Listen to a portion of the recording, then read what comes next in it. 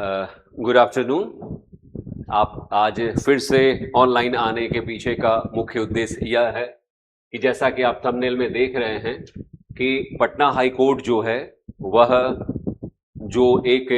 Computer operator कम typist की परीक्षा ले रही है,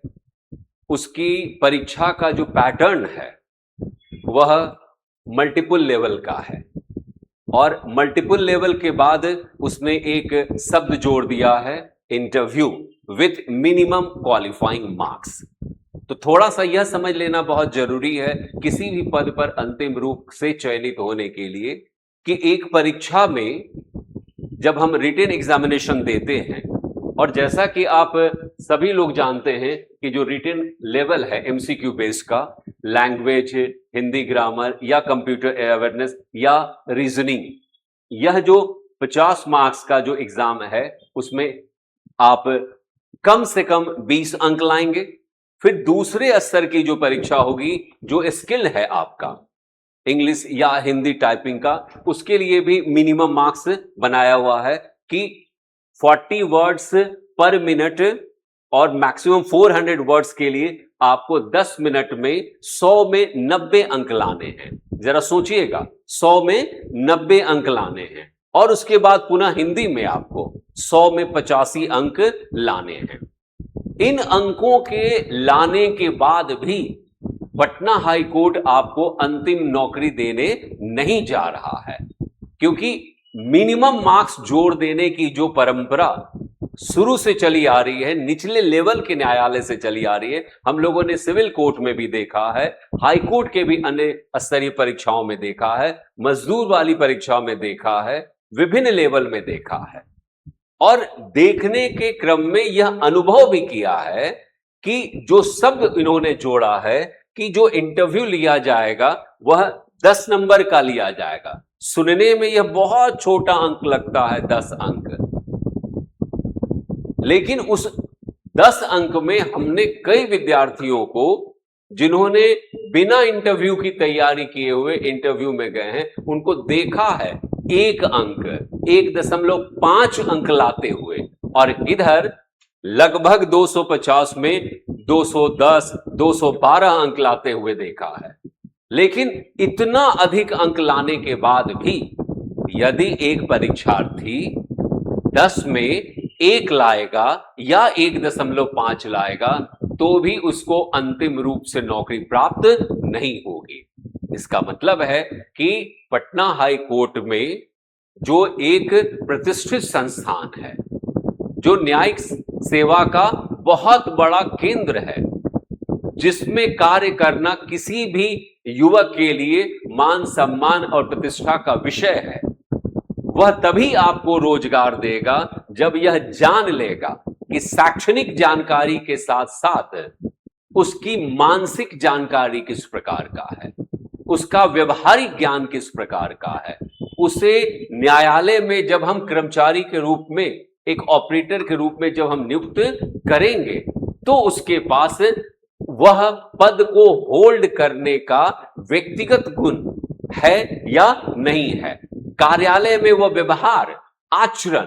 किसी भी प्रकार का जो कार्य दिया जाता है उसकी वह जवाबदेही सही ढंग से कर पाता है या नहीं। कुछ बच्चे शैक्षणिक रूप से बहुत अच्छे होते हैं लेकिन व्यवहार कुशल नहीं होते हैं,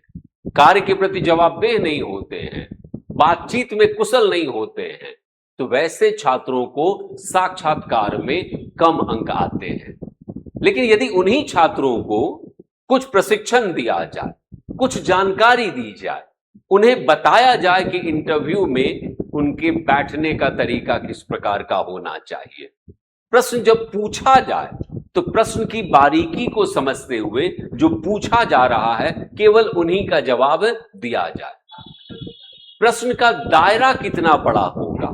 यानी कि प्रश्न कहां से कहां तक जाएगा। जाहिर सी बात है कि हम अगर हाई कोर्ट में आ रहे हैं तो हाई कोर्ट से भी रिलेटेड सवाल होगा। कंप्यूटर ऑपरेटर के पोस्ट पर जा रहे हैं तो जाहिर सी बात है कि कंप्यूटर के भी ज्ञान की जानकारी ली जाएगी। यदि इन सब के बाद भी अगर भारत के न्यायिक ढांचा के बारे में पूछ लिया जाए, यदि भारत की न्यायिक सक्रियता के बारे में पूछ लिया जाए, न्यायालय की पारदर्शिता या जवाबदेही पर प्रश्न चिन्ह लगाते हुए कोई प्रश्न पूछ लिया जाए, भ्रष्टाचार से संबंधित किसी विषय पर प्रश्न पूछ लिया जाए। यदि इन सभी विषयों पर अगर सवाल पूछा जाता है और यदि उसका जवाब आपके पास नहीं रहता है तो छात्रों जान लीजिए आपको अंक नहीं मिलेंगे और आपका किया हुआ सारा परिश्रम व्यर्थ चला जाएगा। वैसी परिस्थिति में हमारे संस्थान के द्वारा इस तरह से प्रशिक्षित किया जाता है कि कम से कम 3 अंक लाने योग्य आपको बनाया जाए, लेकिन लक्ष्य केवल 3 अंक नहीं होना चाहिए। जिस प्रकार से रिटन की परीक्षा में आप कोशिश करते हैं कि हम अधिक से अधिक अंक लाएं ताकि हमारा मेरिट लिस्ट बने, तो अंतिम रूप से मेरिट लिस्ट बनाने के लिए भी हमारी कोशिश होनी चाहिए कि हम अधिकतम अंक लाएं। तो अधिकतम अंक लाने के लिए आपको ऐसा कर्मचारी के रूप में अपने आप को न्यायालय के इंटरव्यू लेने वाले बोर्ड के समक्ष अपने आप को प्रस्तुत करना होगा कि आप एक बेहतर कंप्यूटर ऑपरेटर कम टाइपिस्ट हैं। वे सारे गुण जो कंप्यूटर ऑपरेटर या टाइपिस्ट में होता है वो आपके अंदर मौजूद हैं। और यदि व्यवहार कुशल हैं, बातों को सही ढंग से प्रस्तुत करने की क्षमता है, लेखन क्षमता अच्छी है, तो वाक्य परिपाटी भी अच्छी होगी, तो निश्चित रूप से आपको अच्छे अंक प्राप्त होंगे और आपका अंतिम मेरिट लिस्ट बन सकेगा। तो लक्ष्य केवल इंटरव्यू में मिनिमम का नहीं रखना है कि कम से कम 3 अंक लाना है। कोशिश करनी है कि एक अच्छे संस्थान के साथ जुड़कर, हमारे साथ जुड़ करके कुछ बेहतर अंक लाया जा सके। आप जितना अच्छा अंक लाएंगे उतना अंतिम रूप से चयनित होने की संभावना ज्यादा होगी। तो आप जितना जल्दी हो सके संस्थान से संपर्क कर सकते हैं। संस्थान से संपर्क लेकर के आपको एक बेहतर वातावरण मिलेगा, एक अच्छी तैयारी कराई जाएगी ताकि आप अंतिम रूप से उस पद पर चयनित हो सके। Best of luck.